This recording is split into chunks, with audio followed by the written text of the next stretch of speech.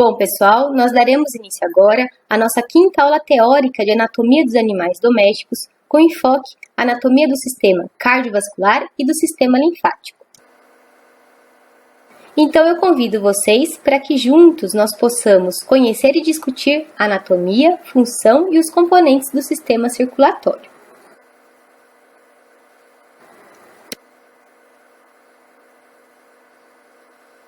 Tá, aí vocês vão me questionar, mas o que é o sistema circulatório? Bom, como o próprio nome já diz, corresponde a um sistema corporal no qual há circulação de fluido, podendo ser a linfa ou o sangue.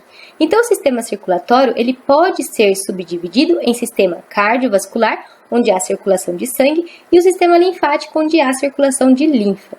E neste contexto, nós podemos destacar o termo angiologia. De acordo com a etimologia da palavra, logia significa estudo, anjo significa vasos. Então, angiologia é o ramo da anatomia que se destina ao estudo da distribuição, estrutura e função dos vasos, tanto sanguíneos quanto linfáticos. Ainda neste contexto, eu imagino que vocês já ouviram o termo cardiologia, que corresponde ao estudo do coração. Na realidade, cardiologia é uma especialidade médica, ou seja, um ramo da medicina que se destina ao estudo do coração e das doenças que acometem tanto o coração quanto o sistema cardiovascular.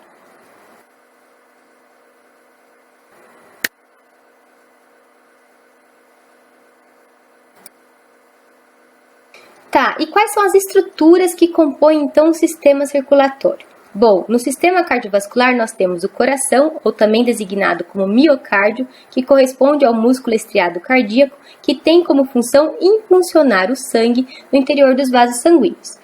Dentre os vasos sanguíneos nós temos as artérias, que são vasos mais calibrosos e têm como função o transporte de sangue arterial, ou seja, sangue rico em oxigênio, à exceção da artéria pulmonar, e as veias, que são vasos menos calibrosos que as artérias e têm como função o transporte de sangue venoso, ou seja, sangue rico em gás carbônico, à exceção das veias pulmonares. Mais adiante, nós conversaremos melhor a respeito desta questão.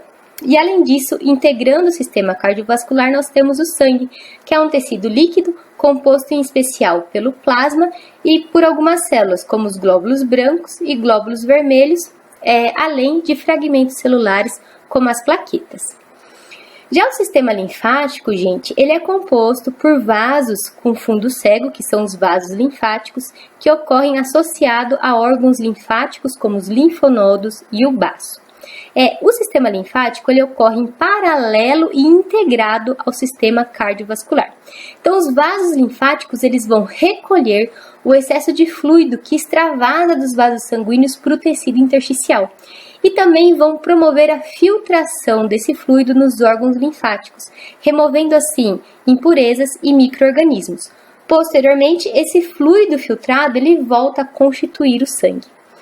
Vale ressaltar ainda que os vasos linfáticos também estão implicados na absorção de determinados produtos e determinadas moléculas oriundas do processo de digestão que não são absorvidas num primeiro momento pelos vasos sanguíneos. A exemplo do que acontece com os ácidos graxos, que são primeiramente absorvidos pelos vasos sanguíneos, pelos vasos linfáticos, indo posteriormente integrar o sangue nos vasos sanguíneos. Vale ressaltar que as impurezas que são filtradas da linfa vão ser posteriormente eliminadas do organismo através da urina e das fezes. Então, aqui nesta imagem ilustrativa, nós temos em vermelho o sangue representando o sangue arterial, azul representando o sangue venoso, constituindo então o sistema cardiovascular, e em verde nós temos os vasos linfáticos no interior do qual vai ocorrer a circulação da linfa. Notem que o sistema linfático ocorre de maneira integrada ao sistema cardiovascular.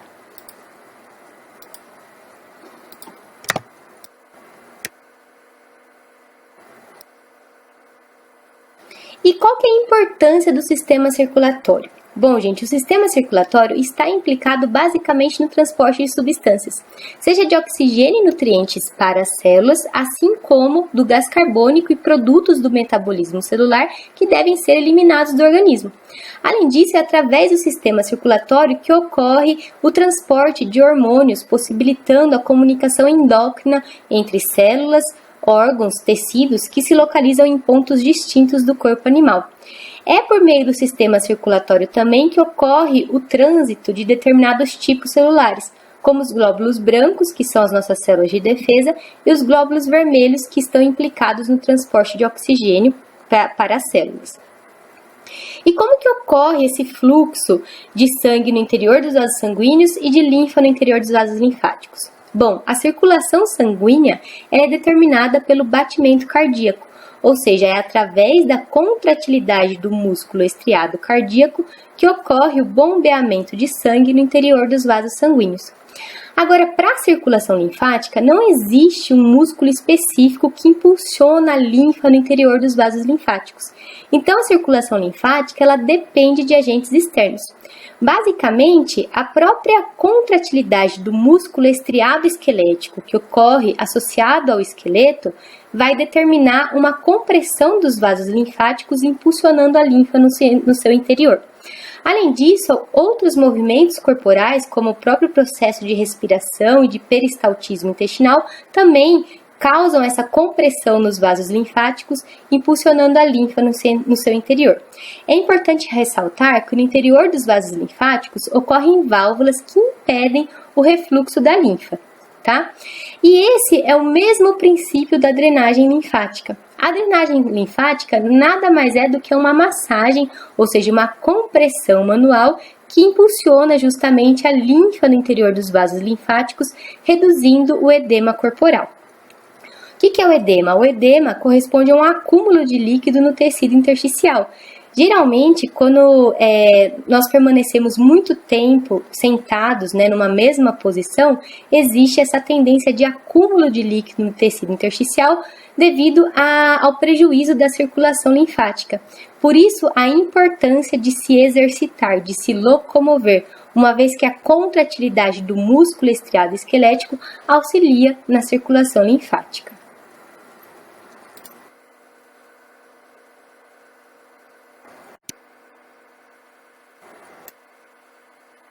Bom, a partir de agora nós conversaremos em mais detalhes a respeito dos fluidos corporais. A começar conversando a respeito do sangue. Então, o sangue é um tecido líquido que vai ser bombeado para o interior dos vasos sanguíneos por meio da contração do coração. Ele é constituído por uma porção celular e uma fração líquida. A porção celular é representada pelos glóbulos brancos e glóbulos vermelhos, além de fragmentos celulares que são as plaquetas que estão implicadas no processo de coagulação. Isso mesmo, gente, plaquetas não são células, são fragmentos celulares e nós conversaremos melhor sobre isso mais adiante. E a fração líquida é representada pelo plasma sanguíneo.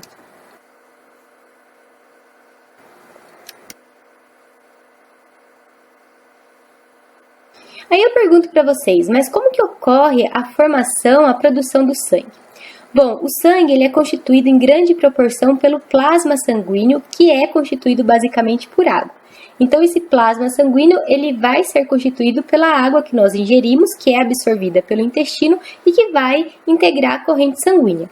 Agora, os elementos celulares que constituem o sangue são produzidos na medula óssea vermelha a partir de um processo designado de hematopoiese, no qual as células tronco multipotentes, também designadas de hemocitoblastos, que encontram-se na medula óssea vermelha, sofrem um processo de diferenciação, originando os eritrócitos, também designados como hemácias, os leucócitos, ou também designados como glóbulos brancos, e os megacariócitos.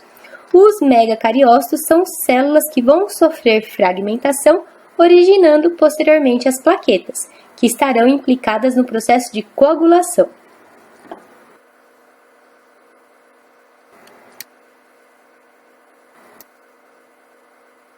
Então, gente, nós podemos dizer que o sangue está implicado na manutenção da vida, porque é ele que vai carregar oxigênio e nutrientes para as células, ele que vai remover os produtos de degradação do metabolismo celular e gás carbônico para ser eliminado do corpo animal, seus componentes estarão implicados no processo de cicatrização, em especial por meio da ação de plaquetas associadas a fatores de coagulação.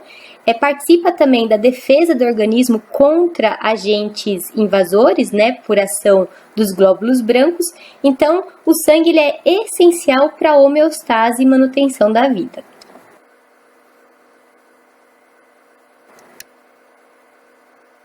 A partir de agora, então, nós conversaremos a respeito de cada componente do sangue. Então, nós temos o plasma sanguíneo, que corresponde à porção fluida do sangue, constituído por eletrólitos, que são alguns íons, glicose, proteínas, fatores de coagulação, como fibrinogênio, fibrina, trombina. Nós teremos as células, os eritrócitos ou hemácias, ou também designados de glóbulos vermelhos, os leucócitos ou glóbulos brancos, que são as células de defesa, e as plaquetas, que são fragmentos celulares que estarão implicados no processo de coagulação.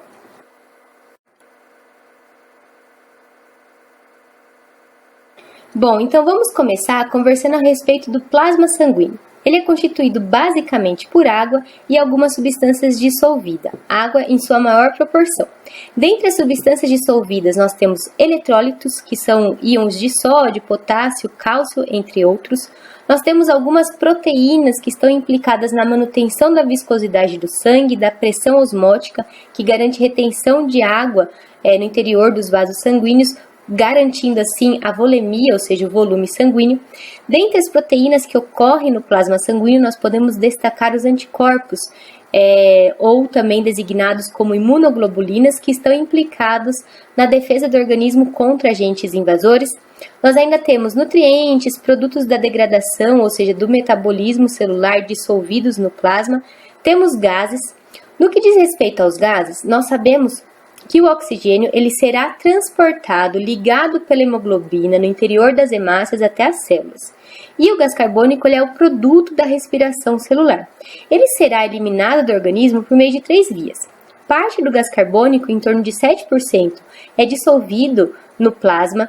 Em torno de 23% do gás carbônico penetra no interior das hemácias, se liga à hemoglobina para ser eliminado por meio da expiração a nível pulmonar, e 70% desse gás carbônico, ou seja, o gás carbônico em sua maioria, vai ser degradado por ação enzimática no interior das hemácias, resultando na produção de íons de hidrogênio e bicarbonato. O hidrogênio se associa à hemoglobina e o bicarbonato é lançado na corrente sanguínea para manutenção do pH sanguíneo, correção do grau de acidez do sangue. Além disso, no plasma também ocorrem outras substâncias como hormônios. Vale ressaltar que a proporção adequada de água e os constituintes do plasma será mantido por meio do processo de filtração e reabsorção que ocorre a nível renal.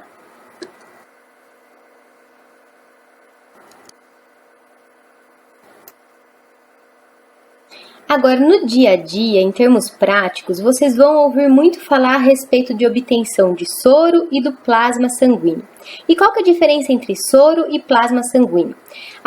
Ambos correspondem à fração líquida do sangue. A diferença está no modo como esse sangue será coletado, o que vai implicar diretamente na constituição do soro ou do plasma.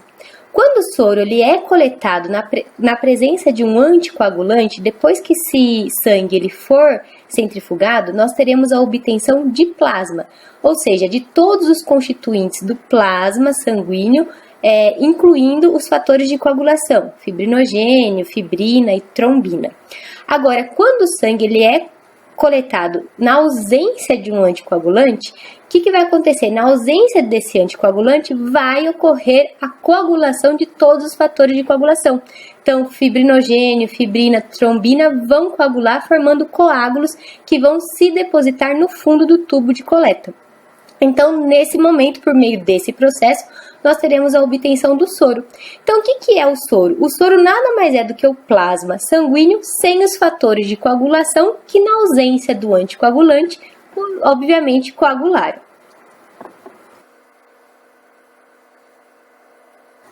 Aí a questão, quando devo coletar soro ou quando devo coletar plasma, vai depender muito do que você pretende avaliar, do seu objetivo de avaliação.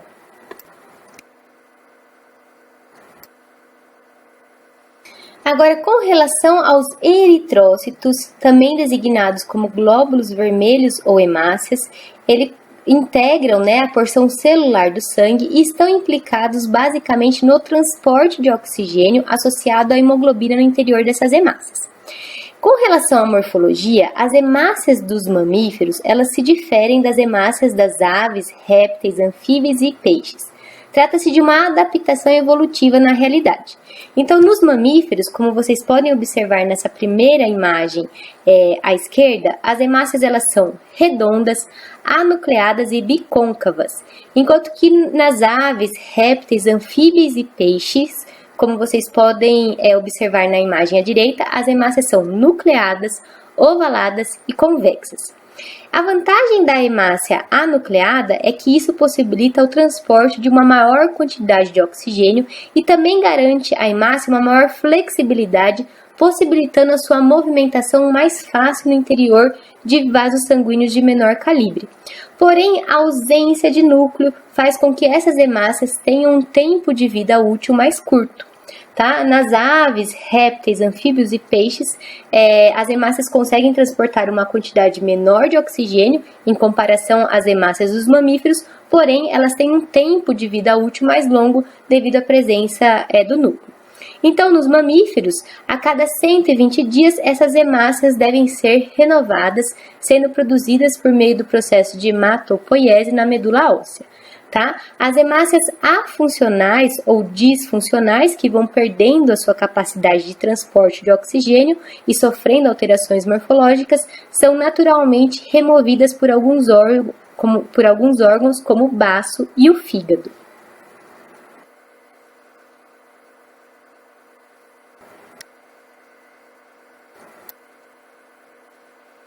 Tá, e agora eu pergunto para vocês, o que confere a cor vermelha ao sangue? Então, a resposta é simples. O que confere a cor vermelha ao sangue nada mais é do que a hemoglobina que ocorre no interior das hemácias, porque na estrutura química da hemoglobina ocorrem átomos de ferro. E eu coloquei essa imagem aqui da ferrugem porque é similar ao processo que ocorre na ferrugem. O que é a ferrugem? É a oxidação do ferro que confere ao metal essa coloração alaranjada. A mesma coisa vai acontecer no interior das hemácias. Então, no interior das hemácias nós temos hemoglobina. Na hemoglobina, na estrutura química da hemoglobina tem ferro e a hemoglobina vai se ligar ao oxigênio para o transporte desse oxigênio no sangue. Então, isso confere a coloração vermelha ao sangue. Vale ressaltar aqui só uma curiosidade a respeito da anemia. O que é anemia? Alguns animais podem apresentar anemia por perda de sangue ou também existe aquela anemia ferropriva, que ocorre por deficiência de ferro. Ou seja, quando se tem deficiência de ferro, naturalmente se terá também uma deficiência na produção de hemoglobina e, consequentemente, vai resultar no que nós chamamos de anemia ferropriva.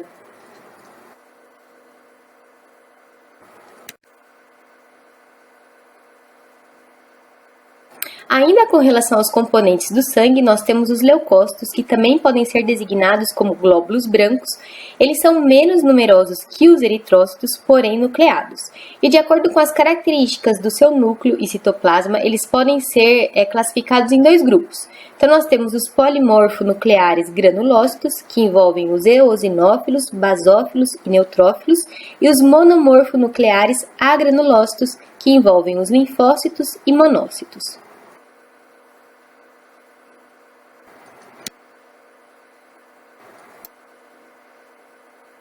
Com relação aos leucócitos granulócitos polimorfonucleares, eles se caracterizam por apresentar um núcleo constituído por vários lóbulos e apresentar também grânulos evidentes no seu citoplasma. Então, os neutrófilos, que encontram-se representados nessa primeira imagem, se caracterizam por apresentar um núcleo constituído por até 5 lóbulos e os grânulos citoplasmáticos do neutrófilo não são tão evidentes na coloração por eosina, hematoxilina, em comparação ao basófilo e eosinófilo. Os neutrófilos, eles fazem a primeira linha de defesa do organismo, com capacidade de atravessar capilares e fagocitar bactérias, tá? Os eosinófilos, representados ali na última imagem, se caracterizam por apresentar um núcleo constituído por 2 lóbulos e grânulos citoplasmáticos acidófilos, que na coloração com eosina e hematoxilina se coram com eosina em vermelho. Eles participam de processos alérgicos e parasitários. Já os basófilos se caracterizam por apresentar um núcleo em S e grânulos citoplasmáticos mais desenvolvidos do que os dos eosinófilos. Esses grânulos dos basófilos são basofílicos, né? E na coloração por eosina e hematoxilina atraem a hematoxilina, se coram com a hematoxilina, aparecendo azulado numa imagem histológica sob microscópio óptico composto. Os basófilos ocorrem em maior quantidade em infecções, mas principalmente em processos alérgicos e parasitários, sendo responsável pela produção e liberação de histamina, que corresponde a um vasodilatador nos processos alérgicos.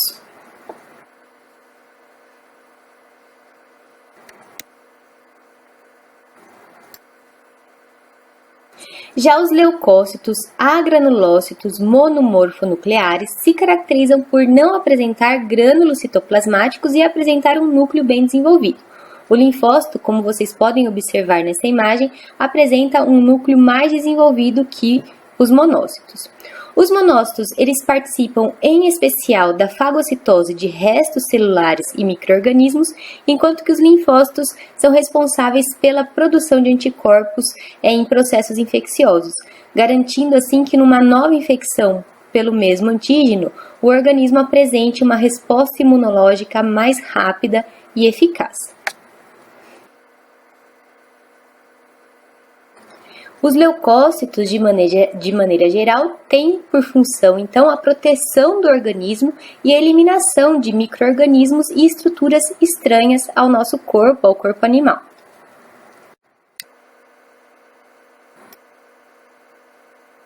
E por último, constituindo o sangue, nós temos as plaquetas. As plaquetas não são células, na realidade elas são fragmentos de células que ocorrem lá na medula óssea vermelha, ou seja, fragmentos de megacariócitos, e as plaquetas estão implicadas no processo de coagulação sanguínea. Então, nesta imagem de preparação citológica que vocês estão visualizando no canto inferior direito desse slide, nós conseguimos visualizar as plaquetas como se fossem pequenos pontinhos nesses fregaços sanguíneos sob microscópio óptico composto.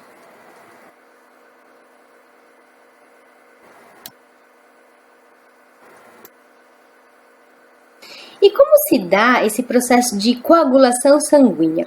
Então, geralmente, quando ocorre uma lesão na parede de um vaso sanguíneo, o primeiro evento consiste na vasoconstrição para reduzir o fluxo de sangue no local da lesão e também reduzir o tamanho da lesão. Em decorrência dessa lesão, ocorre a ativação de uma enzima que promove a reação entre dois fatores de coagulação, que é o fibrinogênio e a trombina, gerando o que nós chamamos de fibrina.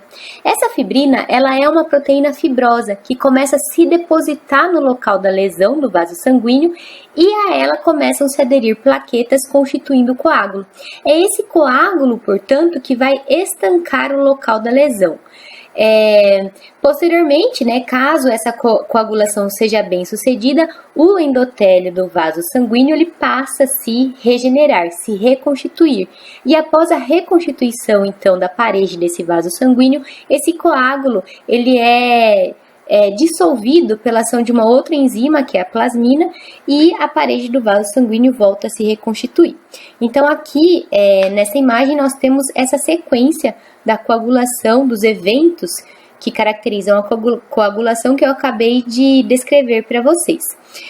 Deficiências nesse processo de coagulação, por exemplo, deficiência de fatores de coagulação, podem resultar num quadro de hemofilia, no qual o indivíduo tem dificuldade de sofrer um estancamento da hemorragia, ou seja, ele sofre uma dificuldade de coagulação, podendo vir a óbito por hemorragia.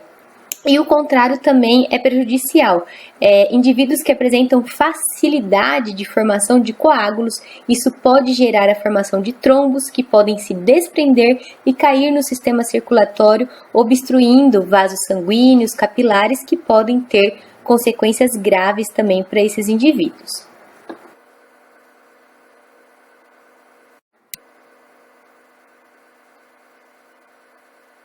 Ainda no contexto dos fluidos corporais, nós vamos conversar agora a respeito da linfa.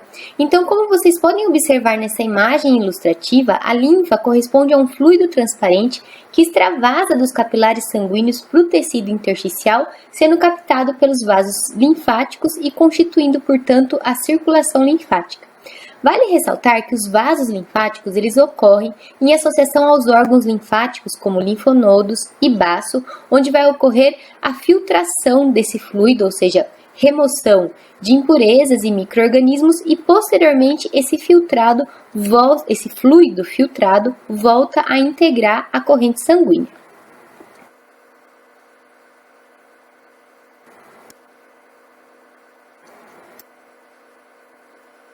Então, gente, o sistema linfático está implicado na eliminação de impurezas e micro-organismos do sangue, ou seja, promover a desintoxicação do organismo como um todo por meio da ação de órgãos linfáticos, que vão realizar a filtração da linfa, sendo que esse fluido filtrado depois volta a integrar a corrente sanguínea.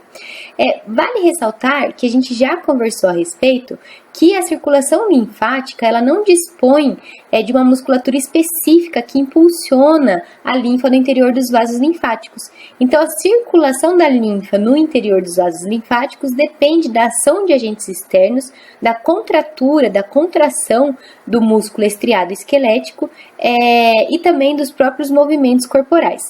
E qualquer obstrução ou falha nessa circulação linfática vai resultar em edema, ou seja, no acúmulo de fluido no tecido intersticial.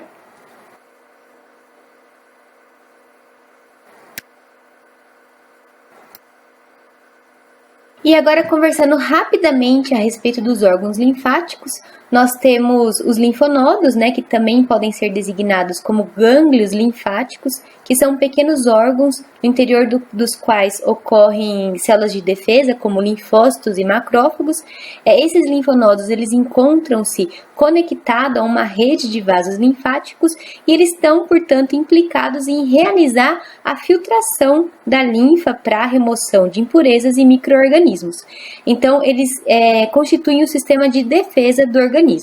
E de acordo com a sua localização, então no corpo animal nós teremos vários linfonodos e de acordo com a sua localização eles vão receber uma designação específica, conforme vocês podem observar nesta imagem ilustrativa, onde nós temos um bovino, E nós temos daí o linfonodo mandibular, próximo à mandíbula, retrofaríngeo, próximo à região da faringe, o linfonodo parotídeo, próximo ao músculo parotídeo auricular, o linfonodo pré-escapular, que fica à frente da escápula, pré-femoral, que fica próximo ao fêmur, retromamário, próximo à glândula mamária, e pré-crural, que fica numa região como se você traçasse uma linha imaginária entre o ilho e o fêmur. Esse linfonodo pré-crural se localizaria sobre essa linha imaginária entre ilho e fêmur.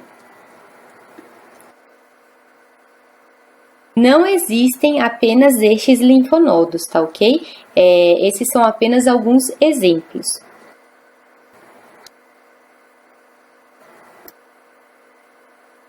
E nós temos ainda o baço, que também trata-se de um órgão linfático, que se localiza caudal ao diafragma, próximo ao estômago, e ele está implicado, ele ocorre associado não apenas ao sistema, à circulação linfática, mas ele também ocorre associado ao sistema cardiovascular.